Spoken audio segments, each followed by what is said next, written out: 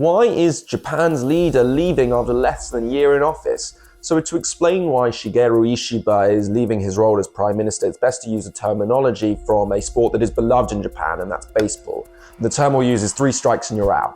And in this case, strikes refer to elections. Ishiba led his centre-right party, called the Liberal Democratic Party, into 3 elections over the course of the last year, and they lost all 3 of them. In fact, they lost their majorities in both the lower house and the upper house of the country's legislature, which is huge because the party has had control of Japanese politics for some 70 years. So this is a major defeat for Ishiba, and it's no surprise that he's taking the fall because of that. But what's underlying these struggles? Why is the party struggling at large? Well, first of all, Japan's economy has been a little bit stagnant recently. Second of all, there's geopolitical tensions in the Asia-Pacific, especially with China, and Ishiba didn't quite resolve them.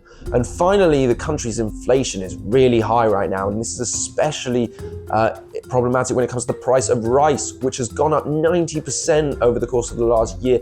Revolutions have started for less than those kind of price hikes. So this is a major issue for Japan, and Ishiba wasn't able to deal with this. So the question now becomes, who will replace Ishiba? Well, first of all, it will be a member of his party, most likely.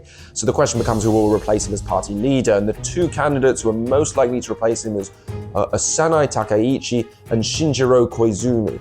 And Takaichi would be the first female prime minister. She's much more conservative, whereas Koizumi is actually more moderate, and he's got some, he's a famous name in Japanese politics. His father was the prime minister once, so it'll be very interesting to see who follows Ishiba to try and contend with some of the many issues that Japan is facing right now. For G0 Daily, I'm Zac Weisz. Thanks very much for listening.